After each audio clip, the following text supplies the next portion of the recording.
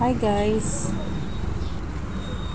Hi guys, ayan guys. Itong multicab na nabangga dito sa harap ng school. Sa may ano lang. Sa may tabi ng kalsada guys. Ayan. Grabe yung pagkabangga dyan. Tingnan mo, parang na-insert siya sa may harap ng pavement. Tapos may poste. Buti na lang guys, hindi siya nabangga sa poste. Tuloy baka kung ano na talagang mangyari. Grabe pang mangyari sa may sakay dito, lalo na sa driver. Ayan, tingnan nyo yung harap niya guys. Grabe yung pagkalumping.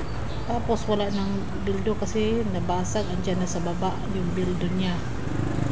Talaga parang nag-insert siya dyan guys. Oh, tingnan mo, parang nasa gitna talaga. Ayan. Sana walang masyadong grabing natamo yung driver guys, kung sino mang sumakay dyan. Anyway, thank you for watching guys, and please don't forget to like, share, and subscribe to my channel, Leia Racaza. Thank you for watching again. Ayan, ingat-ingat.